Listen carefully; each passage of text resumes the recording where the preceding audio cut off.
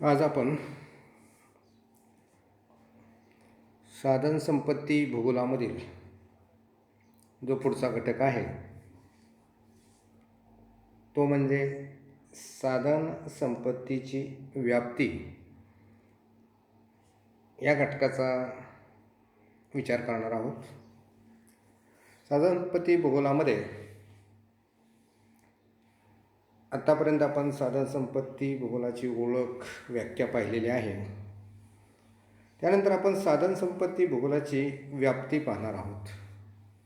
व्याप्ती म्हणजेच याला दुसऱ्या शब्दात साधन संपत्ती भूगोलाचे क्षेत्र, साधन संपत्ती भूगोलाचा आकार किंवा साधन संपत्ती भूगोलाची विषय सामुग्री अशा वेगवेगळ्या नावाने ओळखले जाते. व्याप्ती हा शब्द ऐकला की तुमच्या लक्षात येईल व्याप्ती याचा अर्थ व्याप याचा अर्थ साधन संपत्ती भूगोलाचा व्याप्ती किंवा क्षेत्र हे किती मोठं आहे याचा जर विचार केला किंवा साधन संपत्ती भूगोलाच्या विषय सामुग्रीचा विचार केला तर संपूर्ण पृथ्वी तलावरती असणारी सर्वच नैसर्गिक साधन संपत्ती ही याच्यामध्ये समाविष्ट होते. आणि त्यामुळे पृथ्वीवरची सर्व नैसर्गिक साधन संपत्ती म्हणजे पृथ्वी आली, आणि पृथ्वी आली म्हणजे या विषयाची व्याप्ती किती मोठी आहे ही वेगळी सांगण्याची तुम्हाला गरज भासणार नाही. म्हणजे त्याचा अर्थ संपूर्ण पृथ्वी तलावरती असणारी नैसर्गिक साधन संपत्ती म्हणजेच साधन संपत्ती भूगोल होय असं जर आपण म्हटलं तर ते फारसं वावगं ठरणार नाही. म्हणून या ठिकाणी या विषयाची व्याप्ती खूप मोठी आहे. पण ही खूप मोठी असणारी व्याप्ती आपल्याला थोडक्यात या ठिकाणी सांगण्याचा प्रयत्न करायचा आहे. आणि ती सांगत असताना आपल्या लक्षात येते की साधन संपत्ती ही प्राचीन काळापासून अस्तित्वात असणारी साधन संपत्ती आहे. परंतु मानवाला या साधन संपत्तीविषयी फारशी माहिती उपलब्ध नव्हती. कारण प्राचीन काळामध्ये जो आदिमानव होता तो आदिमानव निसर्गामध्ये उपलब्ध असणाऱ्या घटकावरतीच आपली उपजीविका चालवत असे. आणि त्यामुळे त्याच्या गरजा या मर्यादित होत्या, आणि या मर्यादित गरजेवरतीच त्यांनी आपलं दैनंदिन जीवन जगण्याचा प्रयत्न केला. परंतु काळाच्या ओघामध्ये लोकसंख्या जसजशी वाढू लागली तशी या आदिमानवाला निसर्गामधून उपलब्ध होणारी साधन संपत्ती ही कमी पडू लागली. त्यामुळे मानवाने आपल्या बुद्धीचा विचार करून आपल्याला निसर्गामधून आणखीन काही मिळवता येते का, नवीन काही गोष्टीचा शोध येतोय का याचा विचार चालू केला. आणि तुम्हाला तर माहीत आहे मानव हा बुद्धिशील प्राणी आहे. बाकीच्या प्राण्यांपेक्षा मानवाच्याकडे बुद्धी हा घटक किंवा विवेकशीलता हा घटक उपलब्ध असल्याने मानवाने प्रत्येक समस्येवरती मात करण्यासाठी नवीन काही गोष्टींचा शोध घेण्याचा प्रयत्न केला. आणि या नवीन गोष्टीचा शोध घेत असतानाच त्याला निसर्गामध्ये अनेक नवीन गोष्टी दिसून आल्या. त्या गोष्टीचा आपल्या जीवनामध्ये वापर करण्यासाठी त्यांनी आपल्या बुद्धीला थोडासा जोर लावायचा प्रयत्न केला. त्यातून त्याच्या लक्षात आलं की या नैसर्गिक साधनसंपत्तीमध्ये ज्या आपल्याला ज्ञात नसणाऱ्या ज्या गोष्टी आहेत त्या गोष्टींचा जर आपण अभ्यास केला तर त्यापासून आपल्याला काहीतरी उपयोगाचं मिळू शकतं. आणि म्हणून त्याने वनस्पतीचा वेगवेगळा शोध घेतला. त्यानंतर त्याने धातूंचा काही शोध घेतला आणि या वनस्पतीपासून, धातूपासून, नैसर्गिक घटकांपासून आपल्याला उपयोगाच्या काही गोष्टी मिळवण्याचा प्रयत्न करत गेला. साहजिकच जसजशा नवीन गोष्टीचा शोध त्याला लागत गेला तसतशा त्या गोष्टीतून उपयोगाचं काही मिळालं तर ती साधनसंपत्ती ठरते. जर उपयोगाचं काही मिळालंच नाही तर ती साधनसंपत्ती ठरत नाही. त्यामुळे आपल्या उपयोगाचं, मानवाला उपयोगी पडणारं निसर्गामध्ये जे काय आहे याचा शोध त्याने सतत चालू ठेवला. बघा आता मानव हा तसा जिज्ञासू, त्याने पूर्वीच्या काळापासून आतापर्यंत आपण बघितलं तर मानवाने आपली प्रगती ही खूप मोठ्या प्रमाणात करून घेतलेली आहे. म्हणजे बाकीच्या प्राण्यांमध्ये आणि मानवामध्ये हा मोठा फरक असलेला दिसून येतो. कारण मानवाने या निसर्गावरती काही प्रमाणात मात केलेली दिसून येते. म्हणजे याचा अर्थ निसर्गावरतीही मात करण्याचा प्रयत्न करणारा मानव हा सर्वात बुद्धिशील प्राणी असलेला दिसून येतो. बघा, आपण थोडं उदाहरणच बघायचं म्हटलं तर पूर्वी वाळवंटी प्रदेश हा निरुपयोगी होता. म्हणजे मानवालाही या वाळवंटाचा फारसा उपयोग हा वाटत नव्हता. परंतु ज्या वेळेला या वाळवंटी प्रदेशामध्येच तेल खनिजांचा शोध लागला त्यावेळेला हा वाळवंटी प्रदेशच खूप मौल्यवान असलेला दिसू लागला. कारण आत्ता जगात सर्वात जास्त श्रीमंत देश म्हणून वाळवंटी प्रदेशच ओळखला जातो. कारण त्यांच्याकडे खनिज तेलाचे साठे उपलब्ध आहेत. याबरोबरच काही प्रदेशात औद्योगिक क्रांतीनंतर मानवाने जर पाहिलं तर काही प्रदेशात त्याला खनिजांचे वेगवेगळे शोध लागले. लोह खनिज असेल, बॉक्साईड असेल,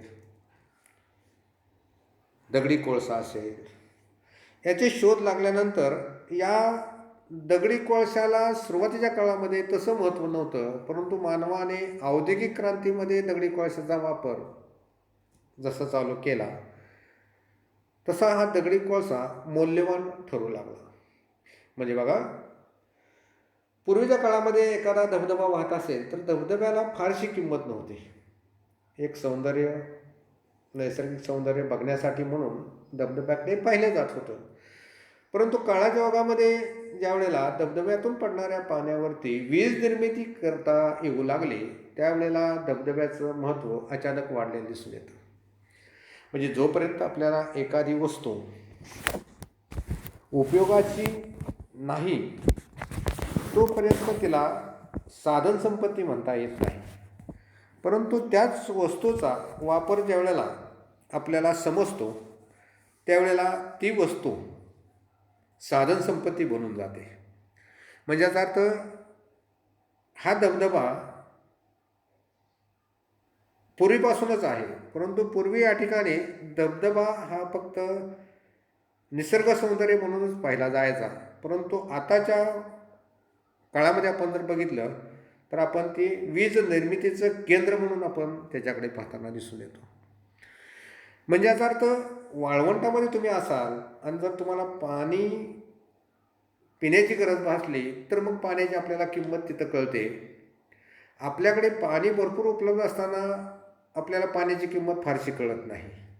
म्हणजे ज्या ठिकाणी जे घटक मुबलक प्रमाणात उपलब्ध आहेत तिथं त्याची किंमत कमी असते.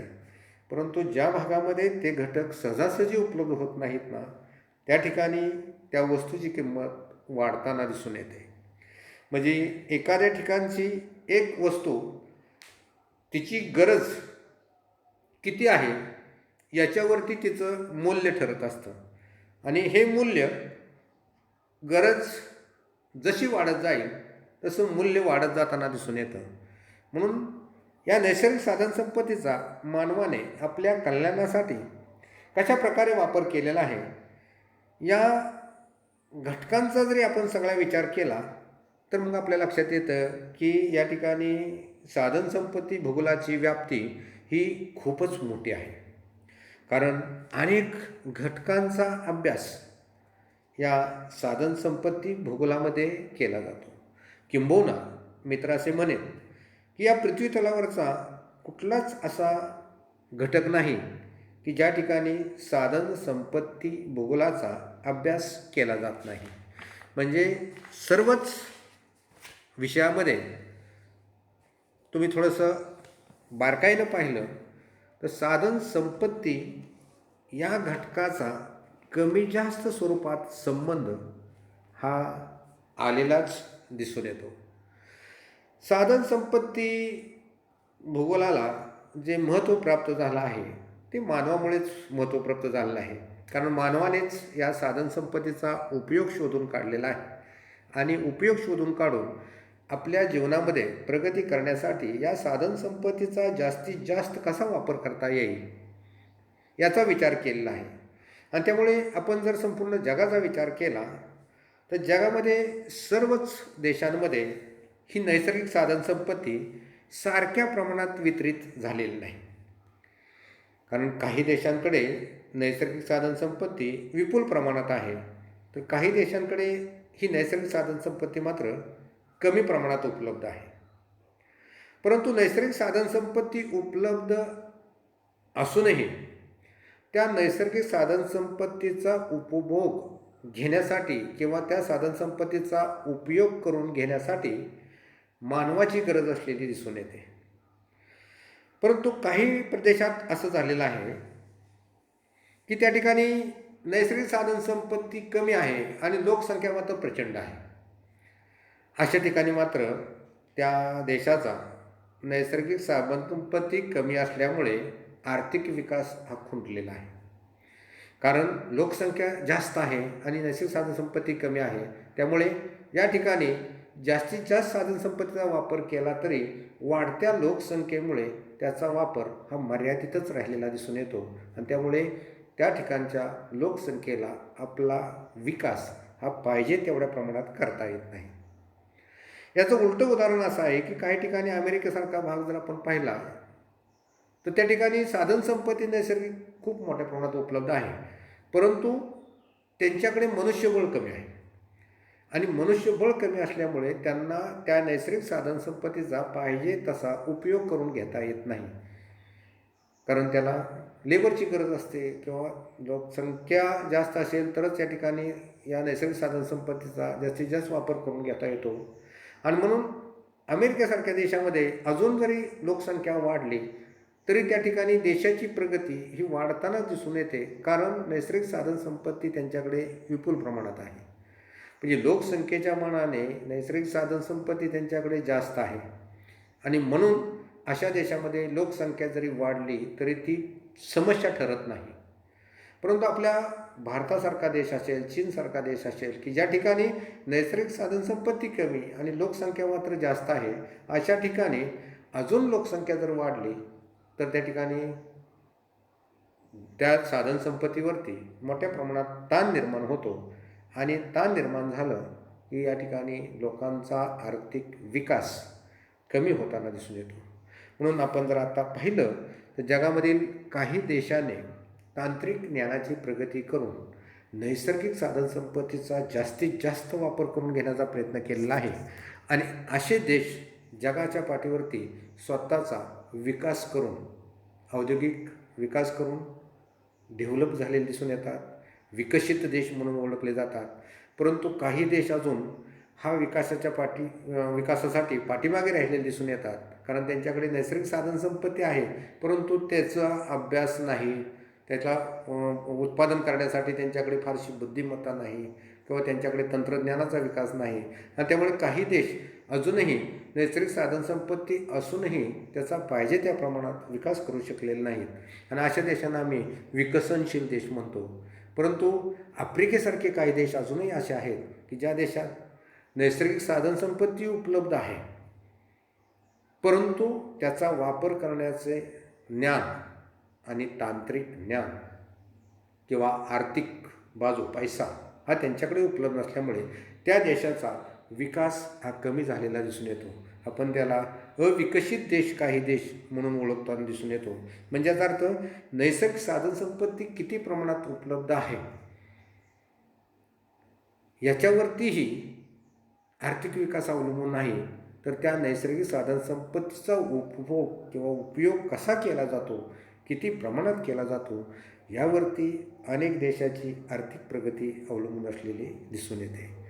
बघा आता या ठिकाणी काही नैसर्गिक घटक असे आहेत की ज्याला पूर्वीच्या काळामधील आदिवासी लोकांच्या दृष्टीने काही किंमत नव्हती, परंतु नंतरच्या काळात आपण जर पाहिलं तर या सर्वच वस्तूंना खूप मोठ्या प्रमाणात मूल्य निर्माण झालेलं दिसून येतं.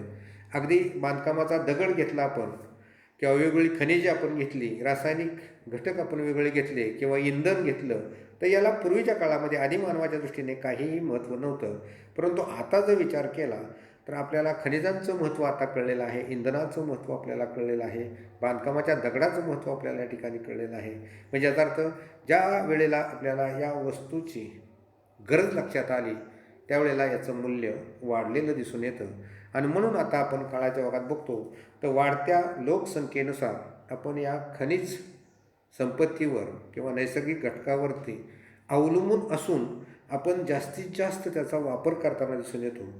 परंतु भविष्य काळामध्ये या ज्या काही साधनसंपत्ती आहेत या मात्र नाश होणाऱ्या आहेत आणि त्यांचं उत्खनन जास्तीत जास्त केल्यानंतर लोह खनिजाचं उत्खनन जास्त झालं तर ते संपणार आहे. दगडी कोळशाचं उत्खनन प्रमाणापेक्षा जास्त झालं तेही संपणार आहे. खनिज तेलाचं उत्खनन प्रमाणापेक्षा जास्त झालं तर तेही संपणार आहे.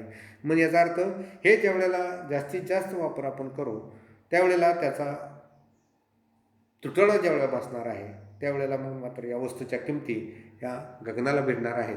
म्हणजे आपण आता जसं म्हणतो बघा की डिझेल आणि पेट्रोलच्या किमती ह्या दिवसेंदिवस वाढत चाललेल्या आहेत. म्हणजे वाढत चाललेल्या आहेत याचा अर्थ त्याचा वापरही वाढतो आहे, पण वापर वाढत असतानाही त्याच्यापासून मिळणारं जे खनिज तेल आहे याच्या उपलब्धतेचा प्रश्न निर्माण झालेला आहे. कारण उपलब्धता मर्यादित आहे आणि आपण त्याचं उत्खनन मोठ्या प्रमाणात करत आहे. परंतु याचा अर्थ हे पेट्रोल एकदा जळल्यानंतर, खनिज तेल एकदा जळल्यानंतर आपल्याला त्याचं रिसायकल म्हणजे परत पुनर्वापर करता येत नाही. आणि म्हणून असं पुनर्वापर न करता येणारी जी साधनसंपत्ती आहे ही साधनसंपत्ती आपल्याला जतनच केली पाहिजे, कारण त्याची पुनर्निर्मिती नाही.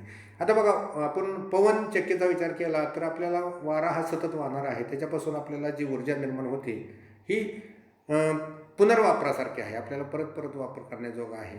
पाण्यापासून आपण वीज परत परत वापर करू शकतो किंवा या ठिकाणी आपल्याला निसर्गामध्ये सौर शक्ती आहे, आपल्याला ती दररोजच या ठिकाणी ऊन पडणार आहे, मिळणार आहे. त्याच्यापासूनही आपण त्याच्यापासून जर शक्ती मिळवायचा प्रयत्न केला तर ती कंटिन्यू चालू राहणार आहे, ती न संपणारी आहे. आणि मग सागरांच्या लाटापासून आपण वीज निर्मिती केली तर ती न संपणारी आहे. असे जर पर्याय निवडले तर मग या ठिकाणी आपल्याला या ठिकाणी जे संपणारी साधनसंपत्ती आहे त्याच्यावरती मर्यादा आणता येईल आणि अशी न संपणारी दीर्घकाळ वापरात येणारी जी साधनसंपत्ती आहे त्याच्यावरचा वापर हा मानवाने जर वाढवला तर भविष्य काळामध्ये मानवाला ज्याने समस्या निर्माण होणार आहेत त्या समस्या आपल्याला निर्माण होणार नाही. आता आपण या ठिकाणी साधनसंपत्तीची व्याप्ती बघताना आपण बघितलं की हे सगळे जे घटक बघतोय हे साधनसंपत्ती भूगोलामध्येच येतात. बघा आता साधनसंपत्ती भूगोलाचा संबंध भूगोलाच्या सर्वच ज्ञानशाखेशी येतो. आता भूगोलामधील ज्ञानशाखेचा जरी आपण विचार केला तर भूगोल हा एक विषय वाटतो, पण भूगोलाचा अभ्यास करत असताना फक्त भूगोल हा एक विषय जरी असला तरी भूगोलाच्या ज्ञानशाखा आपण अनेक विषय या ठिकाणी निर्माण केलेले आहेत. कारण सगळ्याचा एकत्रित अभ्यास करणं हे आपल्याला सहज शक्य होत नाही. आणि म्हणून आपण काय केलं आहे तर या भूगोलामध्ये असणाऱ्या वेगवेगळ्या घटकांचा अभ्यास वेगवेगळ्या विषयामध्ये जर आपण केला तर तो सुव्यवस्थितपणे आपल्याला करता येतो. आणि म्हणून आपण या व्याप्तीमध्ये जर आपण बघितलं तर भूगोलामध्ये आपण प्रमुख अशा 2 शाखा मांडल्या आहेत बघा. याच्यात एक प्राकृतिक भूगोल आणि दुसरा आहे मानवी भूगोल. आता प्राकृतिक भूगोल म्हणजे निसर्गामध्ये उपलब्ध असणाऱ्या गोष्टी की ज्या ठिकाणी मानवाचा काहीही हस्तक्षेप नाही. बघा, लक्षात येते का? निसर्गामध्ये उपलब्ध असणाऱ्या गोष्टी म्हणजे जे नैसर्गिकच आहे ते. जंगल नैसर्गिक आहे, पर्वत नैसर्गिक आहे, जमीन नैसर्गिक आहे, प्राणी हे नैसर्गिक आहे. यामध्ये मानवाने काय केलेलं नाही, हे सगळं नैसर्गिक आहेत. नद्या आहेत, ओढे आहेत, हे नैसर्गिक आहे. हे नैसर्गिक जे गोष्टी आहेत ह्या सगळ्या नैसर्गिक गोष्टी म्हणजे प्राकृतिकमध्ये येतात. म्हणजे प्राकृतिक भूगोलामध्ये त्याचा अभ्यास केला जातो. आणि मानवी भूगोल म्हणजे या नैसर्गिक गोष्टीवरती मानवाने स्वतः हस्तक्षेप करून स्वतःच्या हितासाठी ज्या गोष्टी बनवलेल्या आहेत की ज्याचा मानवाशी स्वतःच्या विकासासाठी या भौगोलिक घटकांचा विचार केलेला आहे, त्या सगळ्या मानवी क्रिया सगळ्या मानवी भूगोलामध्ये टाकलेल्या आहेत. आणि म्हणून प्रमुख अशा 2 शाखा आहेत, प्राकृतिक भूगोल आणि मानवी भूगोल. या दोन्ही शाखांमध्ये साधनसंपत्तीचा अभ्यास हा केला जातो. आणि त्यामुळे प्राकृतिक भूगोल आपण जर विचारात घेतला तर प्राकृतिक भूगोलामध्येही नुसता प्राकृतिक भूगोल नाही, तर या ठिकाणीही खगोलशास्त्र आहे, भूरूपशास्त्र आहे, हवामानशास्त्र आहे, सागरशास्त्र आहे, मृदाशास्त्र आहे, वनस्पतीशास्त्र आहे, पर्यावरणशास्त्र आहे. म्हणजे याचा अर्थ प्राकृतिकमध्येही हे वेगवेगळे शाखा आहेत. आणि या प्रत्येक शाखेमध्ये प्रत्येक घटकाचा, खगोलशास्त्र म्हणजे आकाशगंगेचा सगळा अभ्यास केला जातो वरती, भूरूपशास्त्र म्हणजे संपूर्ण भूपृष्ठाचा अभ्यास म्हणतो, हवामान म्हणजे पृथ्वीवरती असणाऱ्या सर्व ठिकाणचं हवामान, सागरशास्त्र म्हणजे जगावरती असणारे सगळेच सागर याचा अभ्यास आपल्याला, मृदा म्हणजे संपूर्ण जगामध्ये असणारी मृदा आपण विचारात घेऊ शकतो, वनस्पती संपूर्ण पृथ्वीतलावरती असणाऱ्या सर्वच वनस्पतीचा अभ्यास वनस्पतीशास्त्रामध्ये केला जातो. याचा अर्थ प्रत्येक घटकाचा अभ्यास वेगवेगळ्या विषयामध्ये जर केला तर तो आपल्याला व्यवस्थितपणे करता येतो. आणि म्हणून आपण काय केला, त्यांच्या वेगवेगळ्या शाखा निर्माण केल्या. आता ह्या शाखांचा अभ्यास करताना ह्या झाल्या प्राकृतिक भूगोलाच्या. पण मानवी भूगोलाचा जर विचार केला तर मानवी भूगोलाच्याही काही शाखा आपण निर्माण केलेल्या आहेत. आणि या मानवी भूगोलाच्या शाखांमध्ये ज्याला सामाजिक भूगोल या नावानेही थोडंसं ओळखलं जातं. आणि सामाजिक भूगोलामध्ये मग लोकसंख्या भूगोल, वसाहती भूगोल, राजकीय भूगोल, ऐतिहासिक भूगोल, लष्करी भूगोल, वैद्यकीय भूगोल या वेगवेगळ्या शाखेंमध्ये या मानवी भूगोलाचा अभ्यास केला जातो. म्हणजे मानव हा समाज आहे. समाज हा कुठे येतो, तो लोकसंख्या म्हणजे याचा अर्थ संपूर्ण जगाची लोकसंख्या असेल, लोकसंख्येचं वितरण असेल, लोकसंख्येवरती परिणाम करणारे घटक असतील, सगळा अभ्यास करायचा पण लोकसंख्या भूगोलामध्ये करायचा. वसाहती म्हणजे संपूर्ण जगामध्ये असणारे वसाहतींचे प्रकार, वसाहतीसाठी वापरली जाणारी साधनसंपत्ती कुठल्या प्रकारची आहे. राजकीय भूगोलामध्ये संपूर्ण जगामधील असणारा राजकीय घटकांचा अभ्यास, ऐतिहासिकमध्ये संपूर्ण जगामध्ये असणारे ऐतिहासिक घटक या सर्वांचा अभ्यास करत असताना, किंवा लष्करी भूगोलामध्ये संपूर्ण लष्कराचा अभ्यास केला जातो. वैद्यकीय भूगोलामध्ये वेगवेगळ्या प्रकारच्या भौगोलिक परिस्थितीमुळे कोणकोणते आजार निर्माण होतात, त्याच्यावरती कशा प्रकारे मात केली जाते, ह्या सर्वांचा अभ्यास या ठिकाणी या मानवी भूगोलाचा. म्हणजे इथं संपूर्ण घटक हे मानवाशी संबंधित आहेत. वैद्यकीय गरज मानवाला आहे, लष्कराची गरज मानवाला आहे, ऐतिहासिक घटक मानवाने निर्माण केले, राजकीय संबंध मानवाचेच आहेत. म्हणजे याचा अर्थ या शाखेमध्ये आपण बघितलं तर मानवाशी संबंधित असणारे सगळे घटक आहेत. आणि आता बघा, मानव हाच एक नैसर्गिक साधनसंपत्ती आहे. म्हणजे मानव आणि पर्यावरण या एकमेकाचा हा घनिष्ठ संबंध आहे. आणि म्हणून आपण कुठल्याही शाखेचा अभ्यास करायला गेलो त्या ठिकाणी मानवाचा अभ्यास करा किंवा निसर्गाचा अभ्यास करा, हा साधन संपत्तीचाच अभ्यास असलेला दिसून येतो. अगदी आर्थिक भूगोलामध्ये जर आपण गेलो, बघा मानवी भूगोलामध्ये महत्त्वाची शाखा आहे एक दुसरी शाखा आर्थिक भूगोल. तर आर्थिक भूगोलामध्ये आपण पाहिलं तर आर्थिक भूगोलामध्ये कृषी भूगोल आहे, औद्योगिक भूगोल आहे, वाहतूक दळणवळण भूगोल आहे, व्यापारी भूगोल आहे, पर्यटन भूगोल आहे. म्हणजे याचा अर्थ नुसतं आर्थिक म्हणजे पैशाच्या संदर्भात असणाऱ्या सगळ्या गोष्टी या ठिकाणी एकत्रित झालेल्या आहेत. आणि मग कृषीमधून जे उत्पन्न घेतलं जातं त्या विकल्यानंतर आपल्याला पैसा उपलब्ध होतो. म्हणून संपूर्ण जगामध्ये शेती कशी केली जाते, कोणत्या देशात कुठल्या प्रकारचं शेतीचं उत्पादन घेतलं जातं, कुठल्या प्रकारच्या भागात कोणत्या प्रकारची पिकं घेतली जातात. मग प्रदेश बदलला की पिकाचा प्रकार बदलतो, रचना बदलते, उत्पादन बदलतं. म्हणजे चला बघा, आसाम म्हणलं की आपल्याला चहा आठवतो. पण चहा म्हटलं की याचा अर्थ फक्त आसामात या ठिकाणी होतो का, नाही. पण याचा अर्थ ज्याची भौगोलिक परिस्थिती चांगली आहे त्या ठिकाणची, किंवा हिमालय पर्वतीय प्रदेश आहे, उताराचा प्रदेश आहे, पावसाचं प्रमाण, ही जी भौगोलिक परिस्थिती ही आपल्या भागामध्ये आढळत नाही. म्हणजे याचा अर्थ महाराष्ट्रामध्ये शंभू महादेव डोंगर रंगावरती जर आपण चहाचे मुळे लावायचा प्रयत्न केला तर तिथं ते येणार नाही. म्हणजे याचा अर्थ भौगोलिक परिस्थिती बदलली, हवामान बदललं की पिकाची रचना बदलताना दिसून येते. म्हणजे हिमालयामध्ये सफरचंद चांगल्या प्रकारे येऊ शकतात, परंतु या ठिकाणी आपल्या भागामध्ये सफरचंद येतीलच असं सांगता येत नाही. म्हणजे याचा अर्थ भौगोलिक परिस्थिती बदलली की पिकाची रचना बदलते. औद्योगिक घटकांचा तसाच अभ्यास आहे, वाहतूक दळणवळण साधनांचाही अभ्यास तसाच आहे. म्हणजे याचा अर्थ या सर्व घटकांचा अभ्यास करताना, म्हणजे वाहतूक दळणवळण साधन जरी घेतलं तरी आपल्याला प्राकृतिक घटकाचा अभ्यास केल्याशिवाय रस्ते तयार करता येत नाही, रेल्वे मार्ग तयार करता येत नाहीत.